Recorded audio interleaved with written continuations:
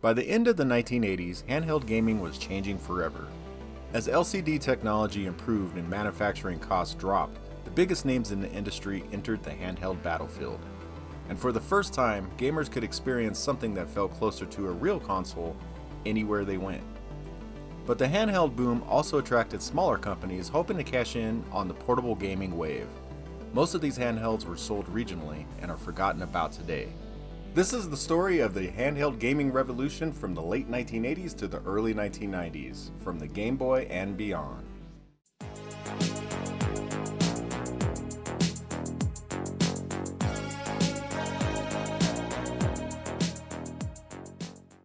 The story of the Game Boy starts in the mid-1980s. Gunpei Yokoi held a meeting with Nintendo's president, Hiroshi Yamauchi, about developing a portable game system with interchangeable cartridges, somewhat like what Milton Bradley did years earlier with the Microvision. However, they would implement a new LCD screen technology called dot matrix. With the popularity of the Gaming Watch and its portable design, and the success of the Famicom and the NES, Yamauchi was not hesitant to give the go-ahead to start development. Yokoi and Nintendo's R&D 1 team, led by Satoru Okada, started development of the new system called the Dot Matrix game. Because a joystick would be unpractical on the system, Yokoi wanted to use the D-pad he created on the Game & Watch. Since the NES controller was so popular, they made the controller design almost identical to the NES with the D-pad, A, B, start, and select buttons. Also, the system had to be small enough to fit in one's pocket. Unlike the Microvision, Nintendo wanted the CPU to be in the system and not on the individual cartridges. For the CPU, Nintendo worked with Sharp to create a custom chip that was a hybrid between the Intel 8080 and the Zilog Z80 CPU. The screen would be a 2.6-inch LCD dot matrix display with a 160 by 144 pixel resolution. During the design phase, Shigesato Itoi saw the prototype and named it the Game Boy. The name stuck, but the dot matrix game name still appeared on the Game Boy as a model number, DMG01. However, not everything was great. Employees within Nintendo didn't like the Game Boy and thought it wouldn't be successful. They even deemed it the Dame game, which Dame means helpless or useless in Japanese. Despite this, development continued on. In 1987, Nintendo had shown the prototype to several trade shows. Interest grew in the product. Gunpei Yokoi wanted the system to have a great game library. With the popularity of Super Mario Bros. On the NES, they knew the system needed a Mario game for it. Gunpei Yokoi and Satoru Okada developed Super Mario Land. It was intended to be the pack-in game with the system worldwide. However, interest in the Russian game Tetris in North America was peaking in popularity at the time, and Nintendo saw this as an opportunity. Hank Rogers bought the rights to the game and worked with Nintendo to port it over to the Game Boy. Tetris was the pack-in game for the system in every region except Japan. Nintendo spent over $10 million marketing the Game Boy before launch. The Game Boy was released in Japan in April of 1989 with the pack-in game Super Mario Land. Then it was released in North America in July and Europe in September of 1990, with Tetris being the pack-in game. The system was wildly successful. In Japan, Nintendo sold out of the entire inventory by March and had to produce more. The system was just as popular around the globe, selling millions of units within the first year. 6 games were available at launch: Alleyway, Baseball, Super Mario Land, Tennis, Tetris, and Yakuman. With sales of the console soaring, so did the number of game titles. By 1990, Nintendo had competition with NEC, Sega, and Atari with the PC Engine Express, Turbo GT, Game Gear, and Lynx. But the Game Boy turned out to be the clear winner in this competition. Although it was not as advanced as the others without a color backlit screen, the fact that it had a 14-hour battery life and a lower price made it the leader of the portable game systems of the time. The story of the Atari Lynx actually starts in the mid-1980s at Amiga. To understand the story of the Lynx, we first have to understand what was going on with Team Amiga. The Amiga 1000 launched in 1985 And while it was revolutionary, with its incredible graphics, multitasking, and audio that blew away Macintosh and PC, the behind-the-scenes story wasn't all peaches and roses. After Commodore had bought Amiga Corporation, many of the original engineers weren't exactly thrilled with the direction the company was headed. Corporate changes, budget cuts, and internal policies had led several key figures to leave the company. Among those that left were R.J. Michael, Dave Needle, and David Morris, some of the very minds that were responsible for Amiga's hardware and software design. These were people who loved pushing technology to its limits. The team eventually joined forces with Epix, the game company famous for titles like California Games, Summer Games, and Winter Games. Epix was doing well creatively, but not necessarily financially. Still, the newly merged engineering group had the energy of a startup. They could try new things and they could innovate without any kind of permission. And that's exactly what they did. During one of their brainstorming sessions, the team sketched out ideas for a portable game console, but not just any portable. They wanted something light years beyond the Game & Watch or Microvision, those kind of portables from that era. They envisioned a full-color handheld with real processing power, something that could run arcade-style games with scaling sprites, smooth animation, and rich audio, and they wanted it to be comfortable and ergonomic, not something small like the Game & Watch. It was at this point that they started on the prototype that they dubbed the Handy. The prototype Handy was shaped differently than the Lynx that we know today. The early Handy was more rectangular with a bigger screen and a very 80s looking design. But at the heart of the system, the chips, the technology, and the idea, that all became part of the Lynx that we know today. Development of the Handy was progressing well. Epix loved it, the engineers loved it, and the early demos were actually really impressive. But there was a giant problem looming over the company. Epix was hemorrhaging money. They simply just didn't have the resources to manufacture a handheld, launch it worldwide, market it, and support its release. Production costs were going to be atrocious. And this is where the plot twist comes in, because out of all the possible companies Epix could have partnered with, the one that stepped up was Atari Corporation, led by Jack Tramiel. Yeah, that Jack Tramiel, the former Commodore CEO whose rivalry with Amiga was infamous. At first glance, it seems bizarre. The original Amiga team ends up working under Jack Tramiel and Atari. But the truth is simple. Epix needed a partner. Atari needed new hardware to compete with Nintendo and Sega, and the Handy had the wow factor that Atari was looking for. Atari struck the deal with Epix, which would finish the hardware and develop the early software, while Atari would handle manufacturing, marketing, and distribution.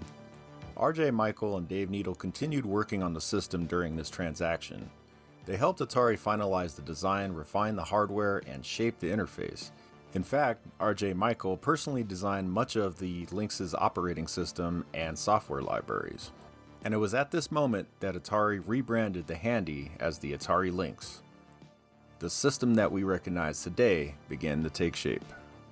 The shell had been redesigned to Atari's liking, and it was somewhat ergonomic, with the reversible orientation so you could play games either in the vertical or horizontal position. In 1989, Atari launched the Lynx. It was miles ahead of anything else on the market.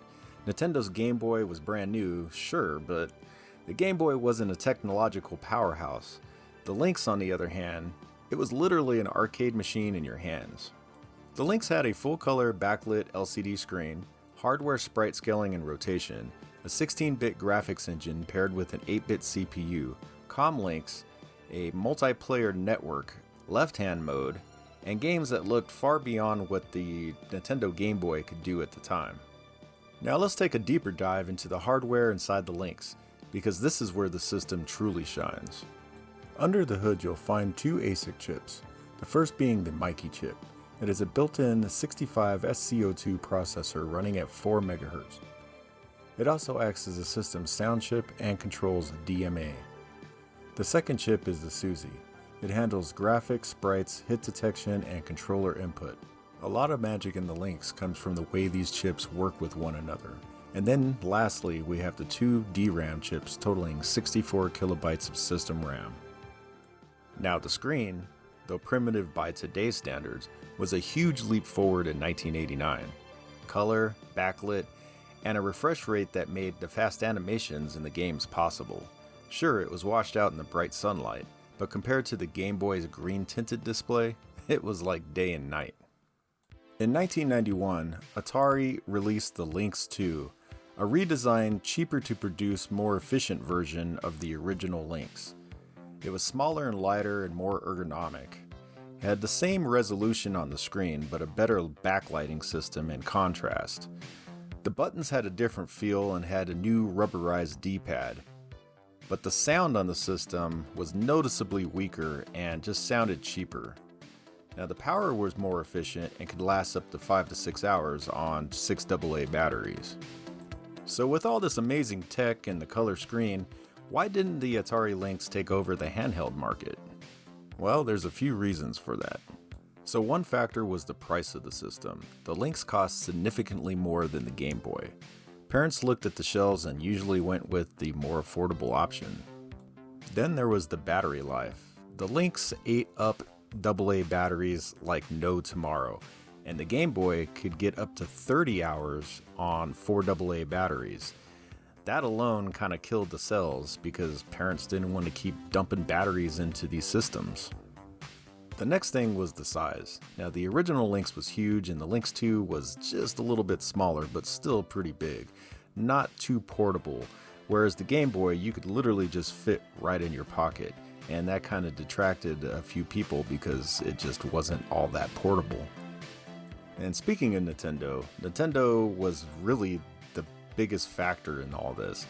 They had an unbelievable shelf dominance, and many stores couldn't even carry Atari stock because Nintendo's contracts were just so aggressive with them. And then there was Atari's marketing of the Lynx. For every Atari commercial, there were probably 20 Game Boy commercials, and that really just destroyed sales of the system as well. And the final nail in the coffin for the Lynx was the release of the TurboExpress and the Sega Game Gear. These systems gave the Atari Lynx direct competition in the color screen handheld market. And unfortunately for the Atari Lynx, Atari itself was coming to an end and discontinued the Atari Lynx in 1995. Even though the Lynx never reached mass market success, its legacy is strong among retro collectors and hardware fans today. It was the first handheld with a color LCD screen, it was also the first handheld with a backlit screen, the first with hardware scaling and rotation, and the first to support multiplayer networking. The Lynx was ambitious, forward-thinking, and created by people who weren't afraid to take risks. You can still feel the Amiga DNA running through its veins. The story of the Game Gear starts in 1979. This is when Milton Bradley released the first handheld system with interchangeable games, called the Microvision. This handheld instituted a new technology, the LCD dot matrix screen. Before this, only simple LCD screens such as calculators and watches were made. However, the technology just was not perfected yet, and the Microvision was plagued with screen rot issues, leading to its quick demise. Though handheld games were still popular, games like Mattel's electronic sports games, Coleco's tabletops, and Nintendo's Game & Watches were selling really well. By the mid-1980s, the video game market went through the Great Crash, and Nintendo, a little-known company besides in Japan, took off with the release of the NES. Sega had been competing with Nintendo in the Japanese game market, with consoles like the SG-1000 and the Mark II. However, they never really gained a foothold in the Japanese marketplace against the Famicom. Then in 1985, Sega released the Sega Mark III in Japan, and then in 1986, they released a redesigned Mark III called the Master System to compete with Nintendo's NES in North America. By 1987, Nintendo and Sega were in a full console war. Nintendo was still king of the consoles, even in North America. To stay on top, they had to come up with another great system. With the success of the Game & Watches, Nintendo saw a great opportunity in the handheld market. When they started the design of the Game Boy, Nintendo went all the way back to the Microvision days and created a handheld with interchangeable games and a modernized dot matrix screen. In 1989, Nintendo released the Game Boy, and it was a phenomenon. Sales of the system skyrocketed. Meanwhile, Sega released their new 16-bit home console, the Mega Drive, or better known as the Genesis here in North America. Sales of the system were slow in Japan, but in North America and Europe, they took off. Sega was finally outselling Nintendo's NES. Now they had their sights on the handheld market that Nintendo had took by storm. In mid-1989, Project Mercury was started. This was the code name given to Sega's handheld prototype. The project was spearheaded by Sega lead engineer Hideki Sato. He wanted a portable game system that had a color backlit screen. And by this time, the technology that was used in the Sega Master System could be shrunk down small enough to power a new handheld that would keep R&D costs down to a minimum. But Sato didn't want it to be just a new handheld portable Master System, so they got to work updating the old VDP or video display processor. By the time they were done, they developed a much better VDP that provided 4,096 colors, which was 64 times the amount of colors that the Sega Master System produced with only 64 colors. Also during this time, a new competitor entered the handheld market, Atari with their Lynx handheld, and unlike the Game Boy, the Lynx had a color backlit screen. Now Sega had two competitors, Nintendo and Atari. Atari released the Lynx in November of 1989. And to make matters worse, Sega heard that another competitor was developing their color backlit handheld, NEC with the PC Engine GT and TurboExpress handhelds. Development of the new Mercury project was completed in early 1990, and the system was renamed Game Gear. This was a name chosen by Michael Katz, Sega of America's CEO. The Game Gear was released in Japan on October 6, 1990. It was then debuted at the 1991 Winter CES show with positive reviews.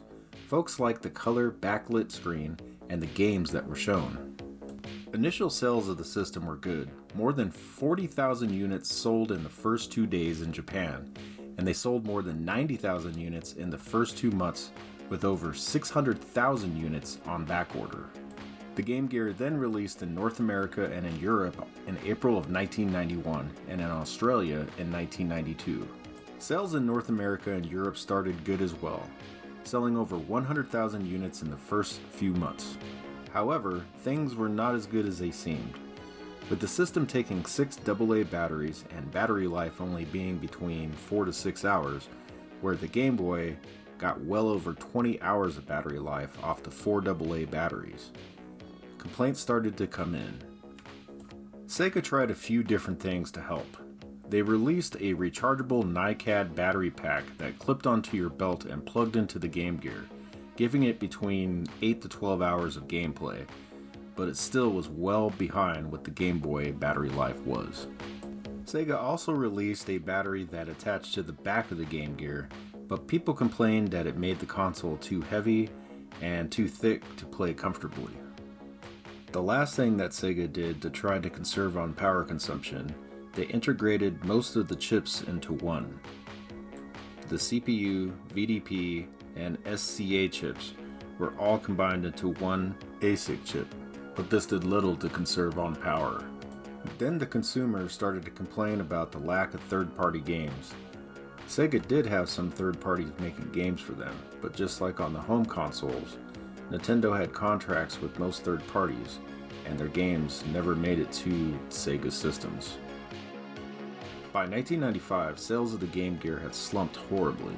Sega knew that they had lost to the Game Boy and released the Sega Nomad, a portable Sega Genesis. They did this to try to get a stronger hold on the handheld market and to keep the aging Genesis alive for a bit longer. But by 1997, the writing was on the wall. Sega discontinued the Game Gear. Sega had refocused their efforts on the home console market and the upcoming Dreamcast. Through its lifespan, the Game Gear had a few cool accessories. They released a TV tuner for it so you could watch your favorite TV shows on the go. They also released the Game Link, a cable that linked two Game Gears together so you could play two-player games together. Pretty cool. Then there was also the FM tuner released for the system. Sega also released the Master System adapter that allowed you to play Sega Master System games on the Game Gear. The Sega Game Gear had a 7-year lifespan from 1990 till 1997. During that time, they sold over 10 million units worldwide and had over 350 games available for the system, being Sega's first and best-selling handheld. While Nintendo focused on battery life, Sega concentrated on color, and Atari was just trying to keep the company alive with a new product, NEC took a completely different approach to handheld gaming. Instead of creating a simplified version of a home video game console, they took their home video game console and turned it into a handheld. This was unheard of at the time. NEC was not new to the gaming industry. In the early 1980s, NEC and their computers helped develop some of the first Famicom games, which ultimately led to Nintendo games being released on NEC's PC-88 system. But by the mid-1980s, NEC was ready to fully jump into the video game market. Development of the PC Engine, or better known in the US as the TurboGrafx-16, started. The PC Engine was released in 1987 in Japan and was surprisingly successful against Nintendo and Sega. In fact, NEC outsold Sega in Japan up until the release of the Mega Drive. They revealed a new form of media for your games, the Hue card, much like the design of Sega's My Cards. While the PC Engine was a success in Japan, the opposite could be said about the TurboGrafx release in North America in 1989. It struggled from the start due to poor marketing and unfamiliar game titles. But this didn't deter NEC. They continued to expand their game systems. Not wanting to fall behind its competitors, NEC knew they needed to get into the handheld gaming market, especially after the release of the Game Boy. By 1990, NEC released the PC Engine GT in Japan and the TurboExpress in North America. But unlike the Game Boy or Game Gear, NEC's new handheld was truly their current home video game console in a handheld form factor with a color screen. So no downgraded ports or simplified versions of their home console games. You were literally playing the full console games on a handheld system you could take with you anywhere, using the same Hue cards as the TurboGrafx-16 or the PC Engine. At the heart of this machine, it was essentially the same hardware architecture found inside the PC Engine and TurboGrafx-16. Inside you'll find the same HU6280 8-bit CPU, the 16-bit HU-C6270 video display processor, and the HU6260 video color encoder.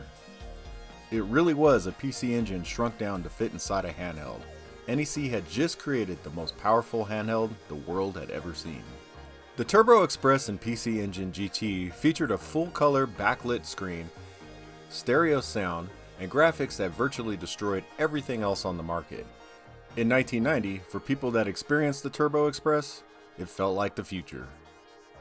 But there was a price to pay for all that power. Actually, several prices.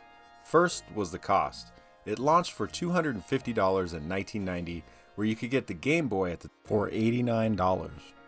This positioned the TurboExpress in the premium market and not the mass consumer market, leading to lower sales. And it had the same issue that plagued the Sega Game Gear and the Atari Lynx, and that's battery life. The system required 6 AA batteries, and under heavy use, players could burn through them in only just a couple hours. The TurboExpress quickly gained a reputation as a machine that practically ate batteries alive. Still, despite its flaws, the TurboExpress represented something incredible for its time. A true portable home video game console experience years before the Nintendo Switch. But NEC wasn't done yet. They decided to make something even more mind-blowing. In 1991, NEC released the PC Engine LT exclusively in Japan. This was a much larger portable system in the form factor of a laptop, with a folding clamshell design. Once again, using the same chipset as the PC Engine, but unlike the TurboExpress or PC Engine GT, it only ran on external power. It did not have batteries. But it did offer expansion capabilities with the CD-ROM units. The most impressive thing was its 4-inch color active matrix LCD screen. At the time, it was one of the best color backlit LCD screens on the market.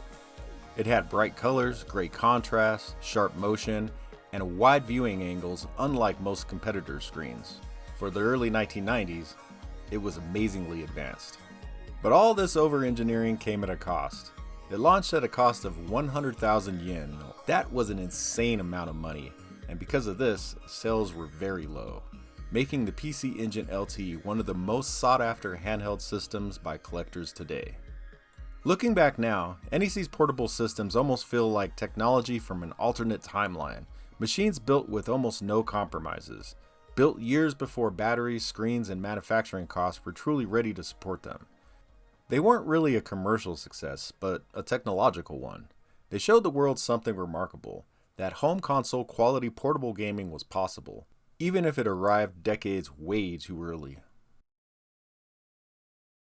As Nintendo's Game Boy began dominating store shelves around the world, something else started to happen. Smaller companies began flooding the market with low-cost handheld systems hoping to cash in on the portable gaming craze. By the early 1990s, the success of the Game Boy had proven one thing beyond a doubt. Handheld gaming was no longer a gimmick, it was big business. And as LCD technology became cheaper to manufacture, dozens of companies saw the opportunity. Some tried to compete with Nintendo through innovation, and others simply tried to imitate them. So let's check out some of the wild Game Boy wannabes. And one of the earliest of these was the Gamate. Released around 1990 by a Taiwanese company called Corporation, the Gamate looked very familiar. With a monochrome dot matrix screen and interchangeable game cartridges, it was clearly designed to compete directly with Nintendo's Game Boy. But unlike Nintendo, the Corporation lacked the massive development resources, polish, and third-party support needed to truly compete with Nintendo. The overall design of the console was cheap, with cheap molded plastic that felt like it would break if you hit a button too hard. And the screen suffered from severe motion blur and ghosting, even by early handheld standards. Fast-moving games became difficult to follow due to all the motion blur, making many titles feel sluggish and unresponsive. Although it was a smaller company, they actually sold the Gamate in America, some parts of Europe, Australia, Taiwan, and China. In the larger markets like the US, it failed miserably, but the Gamate found modest success in smaller international markets thanks to one thing, and that was its price. It was cheaper than the Game Boy, and for many families, that alone made it appealing. And then there's the game library. The Gamate just didn't have third-party support, and most of the games were clones of actual games like Bomberman, Lode Runner, and Tetris. Officially, about 30 games were made for the system, but even more counterfeit games were made, bringing that total up to about 70 games or so.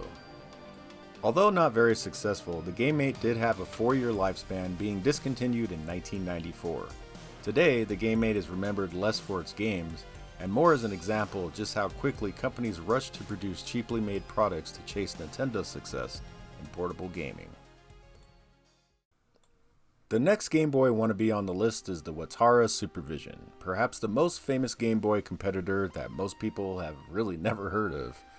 Released in 1992, the Supervision was marketed heavily as a budget-friendly alternative to Nintendo's Game Boy.